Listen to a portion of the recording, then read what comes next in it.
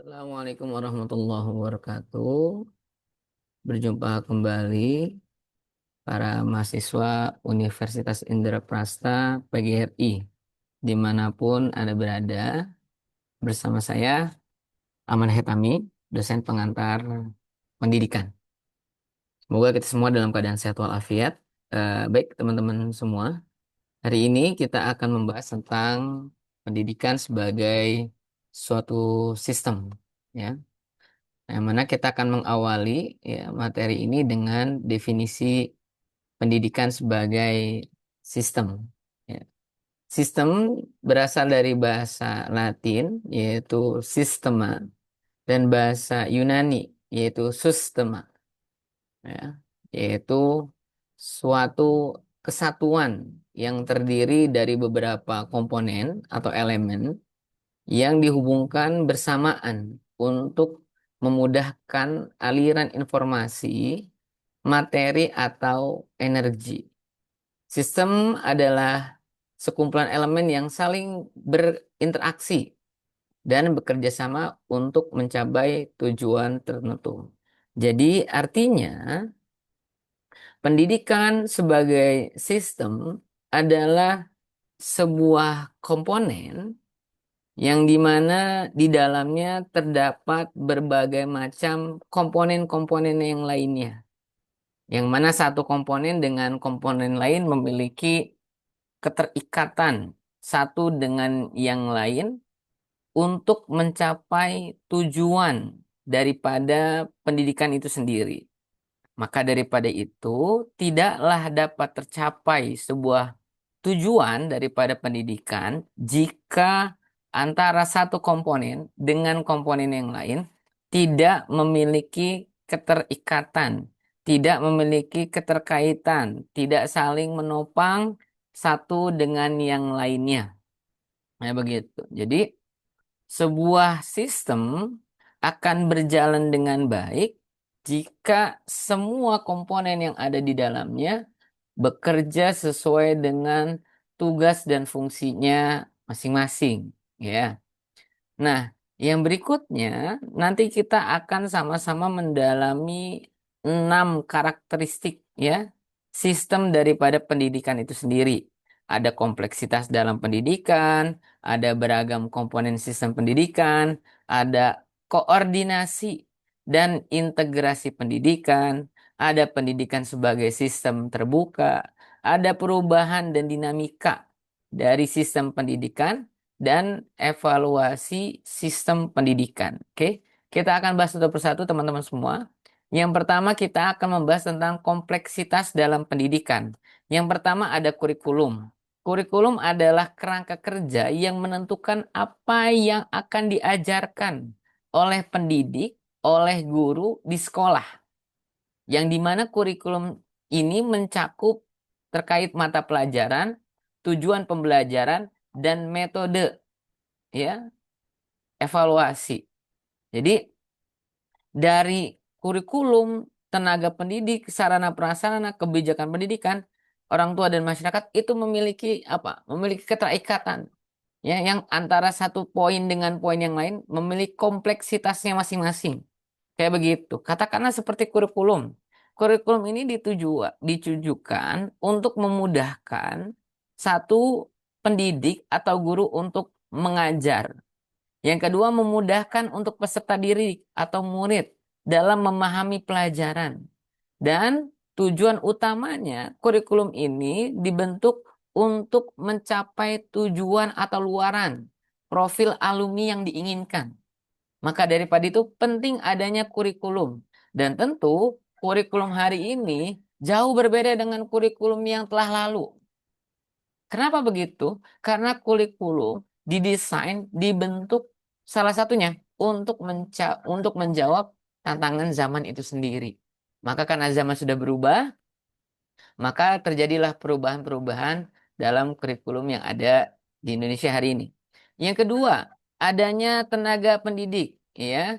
Ya, di antaranya baik guru maupun tenaga pendidik yang lainnya. Seperti apa? Seperti laboran, ya. Orang yang bekerja di lab ataupun pustakawan orang yang bekerja di perpustakaan ya untuk menerima dan melayani peserta didik ya dalam mencari sumber referensi atau tenaga pendidik yang lainnya.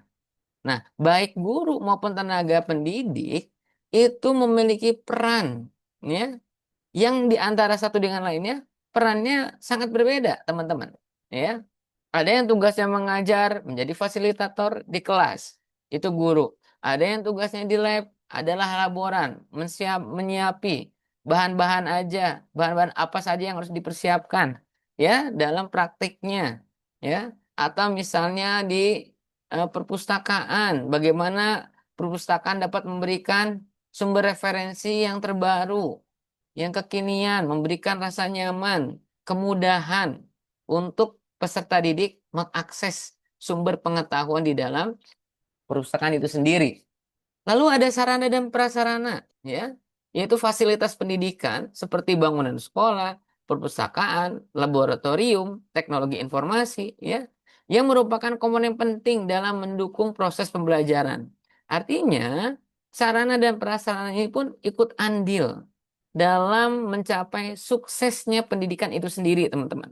Ya, katakanlah misalnya begini, sekolah yang tidak dilengkapi dengan sarana, prasarana atau fasilitas sekolah cenderung akan lebih terlambat untuk mencetak peserta didik atau murid yang berkualitas. Nah, maka akan berbeda dengan sekolah atau lembaga pendidikan yang sudah menyiapkan seluruh perangkat pendidikan, baik sarana maupun prasarananya, ya, sebagai suatu fasilitas ya yang dapat memudahkan peserta didik dalam belajar. Maka daripada itu penting ya sarana prasarana dalam mendukung hasil daripada belajar itu sendiri. Lalu yang keempat adalah kebijakan pendidikan, ya, di mana pemerintah berperan dalam menetapkan kebijakan pendidikan yang menjadi dasar pelaksana daripada sistem pendidikan. Ya, nah, karena kita berbicara kebijakan, maka tentu ini ranahnya adalah ranah eksekutif dan legislatif.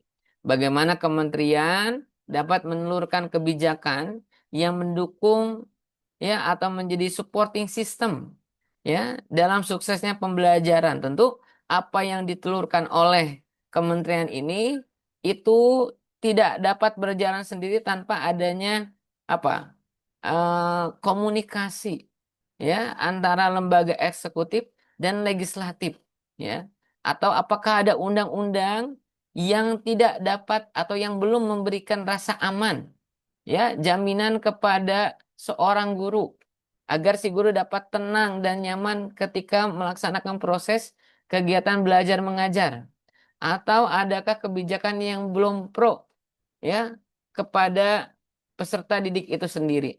Maka daripada itu kebijakan itu penting teman-teman semua ya. Mengapa? Karena sebagai sebuah apa?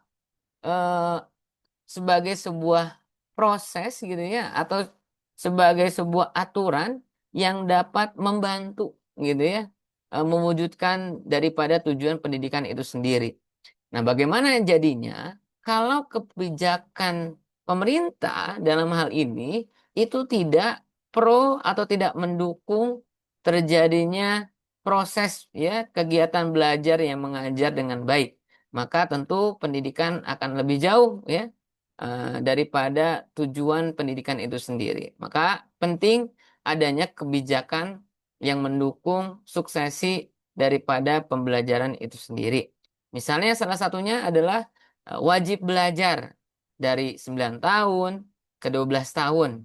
Ya, maka akan lebih bagus kalau kebijakannya wajib belajar minimal sampai S1. Nah, kebijakannya. Ya, dan yang lainnya. Lalu yang kedua a- adalah kebijakan tentang apa? Bayaran. Ya, tentu hari ini kita mendapati ada sekolah yang memberikan gratis ya dalam biaya administrasi sekolah atau SPP. Tapi ada juga sekolah yang berbayar. Nah, ketika sekolah ini berbayar, ada nggak peserta didik yang tidak dapat membayar. Nah, ketika peserta didik tidak dapat membayar, maka bagaimana peran pemerintah? Apakah pemerintah akan mengambil andil sebagai orang tua asuh atau memberikan beasiswanya?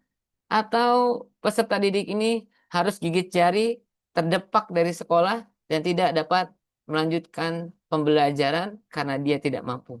Maka sekali lagi, kebijakan hadir pro kepada peserta didik atau masyarakatnya. Sebagaimana dalam Undang-Undang Dasar 1945 pasal 12 ayat 12 ayat 1 menyatakan bahwasanya negara negara berkewajiban untuk menyelenggarakan ya pembelajaran ya, dan di ayat yang berikutnya masyarakat berhak mendapatkan pembelajaran. Jadi antara hak dan kewajiban negara itu jelas.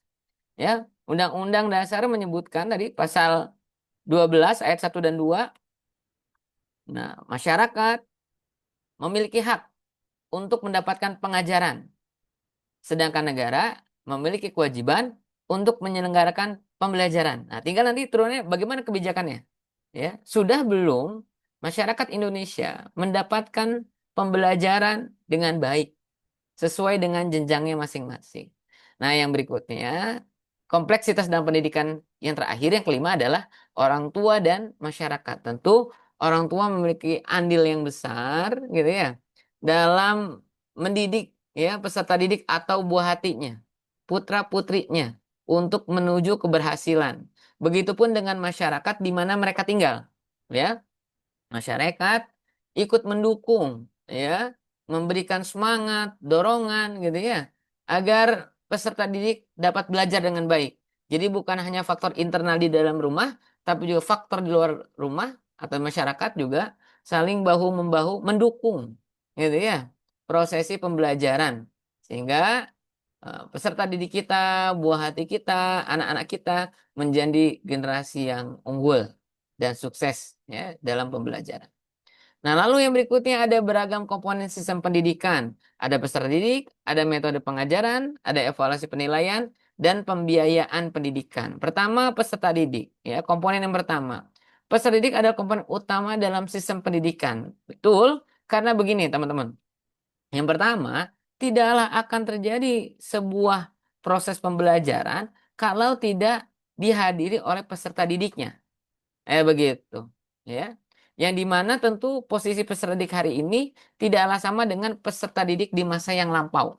Kenapa begitu? Karena di masa lalu peserta didik menjadi objek daripada pendidikan itu sendiri. Sedangkan hari ini peserta didik menjadi subjek daripada pendidikan itu sendiri. Maka daripada itu kehadiran peserta didik menjadi salah satu poin utama, komponen utama ya dalam proses kegiatan belajar dan mengajar. Yang kedua, ada metode pengajaran ya. Metode pengajaran yang digunakan oleh guru sangat mempengaruhi bagaimana peserta didik dapat menerima dan memahami materi pelajaran itu sendiri. Metodenya macam-macam. Kalau tadi saya bilang di awal, masa lalu peserta didik adalah objek daripada pendidikan, maka metode yang digunakan adalah metode teacher learning center, di mana seorang guru, seorang pendidik menjadi satu-satunya sumber ya pengetahuan daripada peserta didik itu sendiri. Nah, sedangkan hari ini yang dimana peserta didik sudah berubah, bergeser dari objek menjadi subjek, gitu ya, maka metode pengajarannya menggunakan student learning center, yang mana peserta didik menjadi pusat daripada informasi itu sendiri. Dengan kemajuan zaman, kemajuan teknologi, sumber pengetahuan dapat mereka peroleh bukan hanya dari perpustakaan, bukan hanya dari buku, bisa juga dari media-media yang lainnya. Nah, oleh karena itu, hadirnya peserta didik ke dalam ruang sekolah atau kelas itu dengan membawa pengetahuan ilmu yang nanti akan didiskusikan, akan didebatkan antar peserta didik. Lalu di mana posisi seorang guru? Posisi seorang guru hanya sebagai fasilitator di dalam kelas. Ya, membimbing, mengarahkan, memotivasi serta mengevaluasi daripada peserta didik itu sendiri. Ya, bahkan ada yang namanya metode PBL, ya, Project Based Learning, ya, di mana seorang peserta didik atau beberapa peserta didik dikelompokkan untuk memecahkan sebuah masalah yang ada di sekitar mereka atau di lingkungan di mana mereka tinggal. Jadi, dengan metode Project Based Learning ini diharapkan peserta didik dapat menemukan masalah dan dapat mengurai masalah itu sendiri. Nah, yang berikutnya yang ketiga ada evaluasi dan penilaian, ya. Evaluasi dan penilaian adalah komponen penting dalam mengukur keberhasilan pendidikan, ya. Tentu dalam evaluasi penilaian ini kita akan dihadapkan dengan penilaian baik formatif maupun sumatif, ya. Kita bisa mengevaluasi pembelajaran kita day to day, ya, hari ke hari atau pekan ke pekan, ya. Misalnya habis belajar, kita berikan sebatas kuis, ya, gitu ya, sebagai sebuah umpan untuk mengukur sejauh mana pemahaman peserta didik dari materi yang telah disampaikan oleh seorang guru. Ada juga penilaian atau evaluasi tengah semester, ada lagi penilaian per semester, semester gasal, semester genap, dan sebagainya. Itu menjadi hal yang penting untuk mengukur keberhasilan atau kepemahaman, ya, peserta didik dari materi yang telah disampaikan oleh pendidik atau guru. Lalu yang berikutnya, ya, dari bagian ragam komponen sistem pendidikan ini adalah pembiayaan pendidikan. Nah, pembiayaan pendidikan adalah komponen yang sangat penting dalam sistem pendidikan, terlebih bagi sekolah-sekolah swasta, ya, atau sekolah-sekolah yang tidak dibiayai oleh pemerintah. Karena tidak semua sekolah dibiayai oleh pemerintah. Nah, di mana uang yang dikeluarkan oleh peserta didik atau orang tuanya, gitu ya, dalam SPP katakanlah seperti itu, maka nanti sudah menjadi kewajiban daripada penyelenggara pendidikan itu sendiri, katakanlah swasta, ya. Maka dari uang bayaran ini dialokasikan kemana? Untuk kebutuhan operasional, untuk penggajian guru, bahkan masuk juga ke dalam poin-poin yang nantinya erat kaitannya dengan sarana maupun prasarana. Tentu bagusnya sarana dan prasarana didukung dengan adanya pembiayaan. Begitu teman-teman, ya. Nah, lalu yang berikutnya ada lagi koordinasi dan integrasi pendidikan. Pertama, koordinasi pendidikan. Koordinasi dalam konteks ini mengacu pada upaya untuk menyelaraskan, ya, berbagai eh nggak tahu mah itu.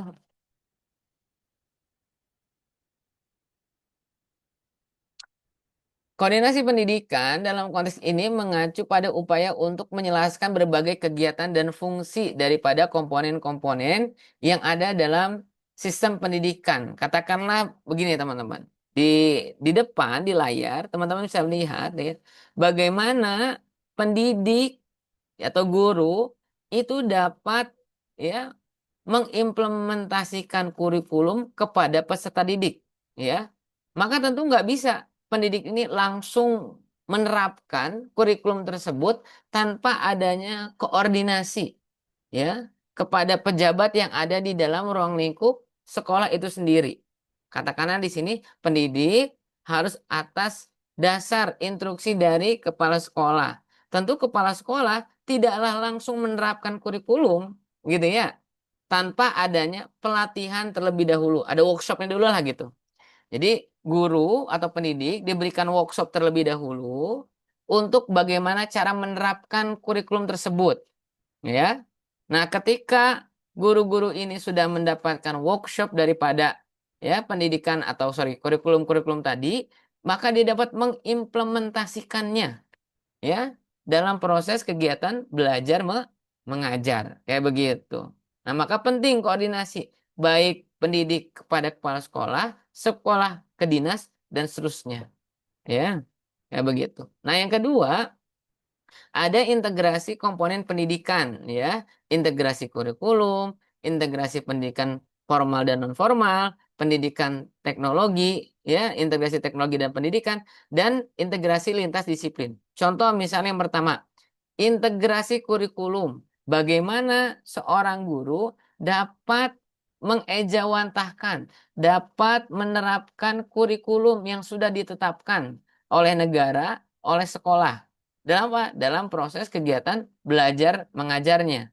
Nah, tentu dalam kurikulum ini gitu ya, bukan hanya sebatas mengajar, bagaimana guru dapat mengerjakan tugas lainnya gitu ya, sebagai bentuk hasil evaluasinya dalam pembelajaran gitu ya. Dan bagaimana setelah dievaluasi dilatih kembali, diuji kembali gitu ya. Dari apa yang telah diajarkannya gitu ya. Sehingga kurikulum ini dapat berkembang atau katakanlah dapat sesuai dengan apa yang diinginkan gitu ya. Target utamanya, luarannya seperti apa. Nah, lalu yang kedua ada integrasi pendidikan formal dan informal. Nah, bagaimana kita lihat peranan sekolah dalam hal ini, baik pendidik, guru di sekolah dengan pendidikan informal, orang tua di rumah.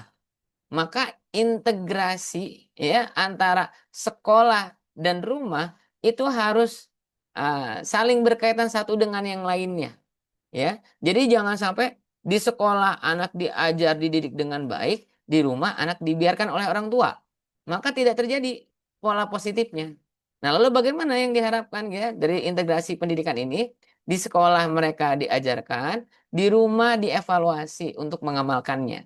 Atau di rumah dibekali ilmu, di rumah dibekali attitude, etika, sehingga dia dapat sekolah dengan baik. Ya, nah, itu antara pendidikan formal dan informal. Ya, hubungan si pendidik dengan hubungan wali murid gitu ya, atau orang tua siswa itu harus menjadi apa ya, komunikasi dua arah gitu ya. Bagaimana perkembangan anaknya di sekolah, bagaimana kondisi anaknya di rumah, nah, harus seperti itu. Nah, lalu ada integrasi teknologi dalam pendidikan ya. Tentu pendidikan kita hari ini ya dihadapkan dengan perkembangan zaman, kemajuan teknologi ya. Pendidikan nggak bisa begitu-begitu aja ya.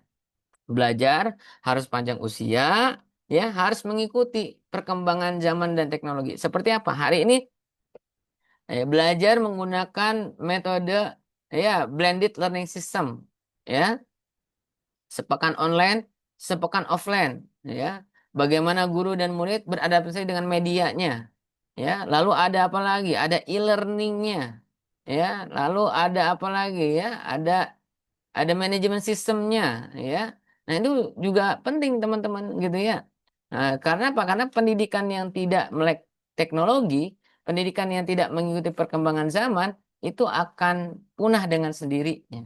Lalu yang keempat adalah integrasi lintas disiplin. Jadi artinya tidak hanya satu pendidikan atau satu materi disiplin ilmu, tapi bisa digabungkan dengan disiplin ilmu yang lainnya. Contoh seperti IPAS, IPA, ilmu pengetahuan alam, dan ilmu pengetahuan sosial. Dipadu padankan. Bagaimana ilmu teori dapat diimplementasikan dalam kehidupan sehari-hari. Nah, itu koordinasi dan integrasi pendidikan. Yang berikutnya, pendidikan sebagai sistem yang terbuka, ya. Baik teman-teman semua. Jadi pendidikan itu sifatnya adalah apa? Bukan eksklusif gitu ya, tapi inklusi, terbuka untuk siapapun. Nah, ada beberapa poin, ada 5 poin di sini ya, daripada pendidikan sebagai sebuah sistem yang terbuka. Pertama, kebijakan pemerintah ya, tadi di awal ya. Pemerintah menentukan kurikulum nasional, standar penilaian, kualifikasi tenaga pendidik atau guru, dan alokasi anggaran untuk pendidikan. Jadi pemerintah bukan hanya membuat kebijakannya, tapi juga membuat aturan turunannya. Sehingga dari kebijakan yang telah ditelurkan ya berupa kurikulum dapat terimplementasikan dengan baik di lapangan. Lalu yang kedua ada perkembangan teknologi ya. Nah, teknologi telah membawa perubahan besar dalam sistem pendidikan seperti internet dan perangkat digital lainnya yang telah mengubah cara informasi yang disampaikan dan diakses. Ya, tadi saya bilang dengan adanya metode blended learning system gitu ya, menuntut ya pendidik atau lembaga pendidikan untuk semakin maju dan berkembang, tidak alergi, tidak gagap dan gugup terhadap ilmu itu sendiri, tidak gagap dan gugup terhadap teknologi itu sendiri. Ya, harusnya kenapa? Harusnya teknologi itu memudahkan kita ya menjadi salah satu sarana fasilitas kita dalam belajar. Bisa belajar dimanapun dan kapanpun. Ya, ada YouTube channel dan sebagainya. Ya. Lalu yang berikutnya ada kondisi sosial ekonomi. Kondisi sosial ekonomi masyarakat sangat mempengaruhi sistem pendidikan, teman-teman. Baik dari sisi akses maupun kualitas pendidikan. Adapun faktor-faktor ekonomi sosial juga dapat mempengaruhi motivasi dan kemampuan belajar peserta itu sendiri. Contoh misalnya satu, kondisi sosial yang tidak sehat melahirkan anak yang tidak sehat. Ya, secara apa? Secara psikologis, gitu ya, secara fisik. Kenapa? Karena lingkungan sosialnya tidak mendukung. Jadi kalau kita kembali ke materi sebelumnya, bukan hanya kompleksitas antara peranan orang tua, tapi juga ada peranan masyarakat atau lingkungan. Lalu ada faktor ekonomi. Nah, apa hubungannya kondisi ekonomi sebagai sistem pendidikan yang terbuka? Hari ini kita lihat berapa banyak anak usia belajar harus putus pendidikannya. Kenapa? Karena orang tuanya tidak mampu membiayai anaknya untuk belajar. Kayak begitu. Nah, maka daripada itu, teman-teman, peran ekonomi itu sangat penting, ya. Dengan apa? Dengan memberikan lapangan kerja yang baik kepada orang tua sehingga si anak atau peserta didik dapat belajar dengan baik. Ketika dia dapat belajar dengan baik, tentu didukung dengan biaya tadi, ya. Katakanlah uang SPP, dia bayar rutin SPP tiap bulan, dari uang SPP-nya lalu dialokasikan oleh sekolah baik untuk apa? Operasional, penggajian guru maupun pengadaan sarana dan prasarana. Maka daripada itu, kondisi sosial dan ekonomi juga menjadi bagian penting, ya, sebagai apa? Sebagai penentu, ya, daripada suksesnya pembelajaran sendiri. Yang keempat adalah nilai-nilai budaya, gitu ya. Nah, nilai-nilai budaya yang dominan dalam masyarakat atau di tengah-tengah masyarakat akan tercermin dalam kurikulum, metode pengajaran, dan tujuan pendidikan. Ingat teman-teman, pendidikan bukan hanya melahirkan atau mendidik ya kecerdasan kognitif saja, gitu ya, tapi juga pendidikan harus dapat menghantarkan si peserta didik itu sendiri menuju keluhuran nilai-nilai budaya, etika, dan moral. Seperti itu. Nah, yang terakhir, yang kelima adalah globalisasi pendidikan, ya, yang tidak hanya berfokus pada konteks lokal maupun nasional, tapi juga harus mempertimbangkan tuntutan dan standar global. Artinya apa? Artinya karena sekarang Indonesia gitu ya, negara kita menjadi negara yang ikut ya tergabung pada organisasi negara ya perkumpulan negara-negara di dunia, maka kita harus melihat peluang apa yang dapat kita kontribusikan kepada dunia hari ini, ya. Jadi dalam perkembangan zamannya gitu ya hari ini kita nggak bisa hanya mengandalkan kekuatan lokal, tapi juga kita harus dapat menjawab tantangan zaman, permintaan dunia seperti apa, seperti itu. Sehingga apa? Sehingga Indonesia menjadi negara yang maju, teman-teman, seperti itu. Ya, jadi melihat globalisasi itu tidak melihat dari hal-hal yang negatifnya aja, ya, akulturasi budaya yang negatif kira-kira seperti itu. Tapi kita lihat dari peran-peran positif yang lainnya. Ya, kira-kira negara ini bisa ikut andil berkontribusi dalam hal apa? Seperti eh, menjawab tuntutan zaman seperti apa ya? Kayak misalnya negara tetangga memerlukan seorang ahli di bidang teknologi, maka kita harus mendidik peserta didik kita agar menjadi peserta didik yang dapat memenuhi kebutuhan itu sendiri, gitu ya. Karena begini teman-teman, nggak kurang ya masyarakat atau orang-orang Indonesia itu yang cerdas, gitu ya. Cuman karena kurangnya support aja, kurang dukungan, sehingga mereka tidak bisa mengglobal, ya, seperti itu. Nah, lalu ada perubahan dinamika daripada sistem pendidikan. Yang pertama, perubahan kurikulum, ya, yang mana kurikulum menyelaraskan dengan kebutuhan zaman, ya, berkembangnya kurikulum harus menjawab kepentingan daripada zaman itu sendiri. Jadi nggak boleh kurikulumnya kurikulum yang jadul, nah, begitu ya. Lalu ada teknologi pendidikan, di mana teknologi menjadi salah satu pilar utama dalam proses pembelajaran. Ya, kita nggak bisa belajar hanya mengandalkan teknologi. Katakanlah seperti ini. Misalnya perkembangan zaman dengan adanya IA, Artificial Intelligence.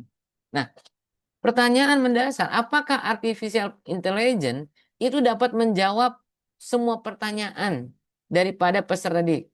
Kalau jawabannya iya, apakah jawabannya itu benar?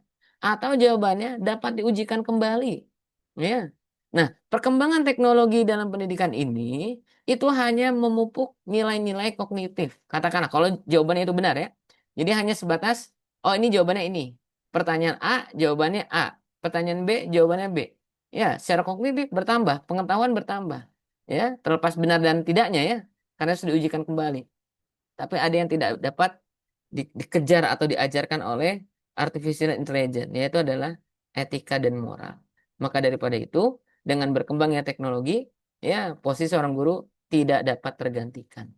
Lalu yang ketiga, ada pendekatan pembelajaran, ya. Jika dulu guru lebih berperan sebagai sumber utama, ya, yang saya bilang tadi, metode teacher learning center, gitu ya, yang dimana guru menjadi pusat, ya, poros pengetahuan, hari ini mulai bergeser, ya, dengan adanya metode student learning center, yang dimana peserta didik harus membekali dirinya, gitu ya, dengan ilmu pengetahuan sebelum sekolahnya, ya, dan posisi guru atau pendidik sebagai fasilitator dalam kelas. Lalu yang keempat ada internasionalisasi, yaitu standar pendidikan internasional, ya, yang mulai mempengaruhi kurikulum dan metode penilaian di berbagai negara. Bahkan tidak sedikit gitu ya, di sekolah-sekolah swasta yang ada di Indonesia itu menerapkan kurikulum luar negeri, seperti ada sekolah atau pesantren yang menggunakan kurikulum Cambridge gitu ya. Nah, ini menunjukkan gitu ya bahwasanya dengan kemajuan zaman, ya, berkembangnya globalisasi, hubungan yang semakin tidak dapat dibendung lagi, ya, tidak ada batas antara, tidak ada dinding pemisah antara negara satu dengan negara yang lainnya gitu ya.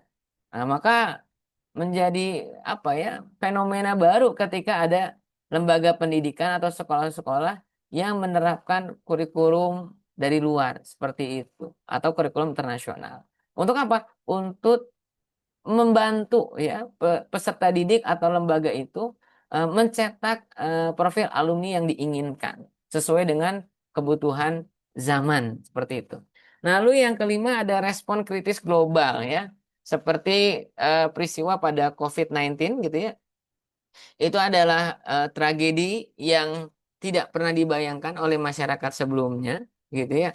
Sehingga melihat situasi dan kondisi seperti itu, tetap gitu ya, belajar menjadi kebutuhan primer, ya, bagi siapa? Bagi masyarakat. Lalu bagaimana metodenya? Caranya belajar itu bagaimana? Seperti itu dalam kondisi pandemi dan alhamdulillah gitu ya. Meskipun pandemi, belajar tetap berjalan dengan langsung walaupun tidak secara tatap muka, tapi dengan metode online gitu ya. Dengan Google Classroom, pakai Gmeet, pakai Zoom dan lain sebagainya. Kira-kira seperti itu. Nah, lalu yang berikutnya ada evolusi sistem pendidikan, ada perubahan ya daripada sistem pendidikan hari ini. Yang pertama sistem pendidikan tradisional ya. Kalau dulu sistem pendidikan itu mengacu kepada baca, tulis dan menghitung ya. Nah, sekarang ya sistem pendidikan lebih kepada karakter, moral ya peserta didik. Jadi bukan berarti baca, menulis dan hitung tidak penting ya. Baca, tulis, hitung adalah modal dasar gitu ya bagi peserta didik. Tapi peserta didik nggak cukup hanya dengan membaca menulis dan menghitung, tapi dia juga harus membekali dirinya dengan etika dan moral yang baik. Ya begitu. Jadi sudah mulai terjadi pergeseran ya di mana sekolah harus membangkitkan, melahirkan ya yang namanya simpati dan empati daripada peserta didik itu sendiri. Kenapa? Karena ada orang yang pandai secara kognitif tapi gagal dalam interaksi, gagal dalam bersosialisasi. Kenapa? Ya karena ya dia cuma pandai secara kognitifnya aja gitu. Tapi nilai-nilai yang lainnya dia rendah. Ya begitu. Lalu ada revolusi industri dan pendidikan massal gitu ya.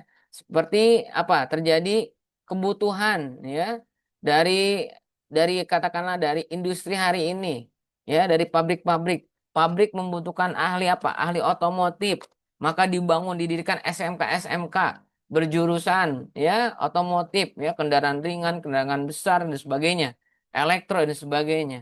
Untuk apa? Untuk menutupi kebutuhan ya zaman hari ini. Industri membutuhkan ahli apa? Ahli listrik ya udah, maka bangun sekolah elektro. Maka terjadi urbanisasi, perpindahan ya orang-orang di daerah ke kota untuk apa? Untuk mendapatkan pekerjaan tadi. Jadi di kota membutuhkan pekerja, di wilayah ya atau di daerah itu membangun sekolahnya. Seperti itu ya. Maka tadi kan terjadi pergeseran secara industri. Lalu yang ketiga, ada perubahan paradigma dalam pendidikan. Pada abad 20 muncul berbagai pemikiran baru di dalam dunia pendidikan, ya, yang menentang pendekatan tradisional tadi gitu ya. Kalau dulu belajar itu hanya mengandalkan baca tulis hitung, nah hari ini belajar mulai bergeser, bukan lagi perkara baca tulis hitung, tapi ada yang lebih mulia ya. Apa itu? Pendidikan, etika maupun moral. Kayak begitu. Sambil etikanya diperbaiki, dibagusi gitu ya. Nah, pendidikan baca tulisnya juga berjalan. Seperti itu ya. Nah, yang berikutnya yang terakhir adalah di era digital ya dan pendidikan berbasis teknologi gitu. Kalau di abad 20 lebih kepada pergeseran gitu ya, metode pemikiran baru dalam belajar. Nah, kalau di era 21 mah pergeseran bukan lagi kepada kurikulumnya saja gitu ya, tapi lebih kepada metode ajarnya gitu ya. Dengan adanya teknologi hari ini, kemajuan zaman gitu ya, nah, namanya pendidikan dituntut adanya apa? Dengan eh, apa? Dengan seperti apakah kuliah secara online, secara daring, sekolah gitu ya. Nah, atau eh, sekolah dapat membuka atau membuat kanal YouTube gitu ya untuk belajar gitu ya. Ada lagi apa?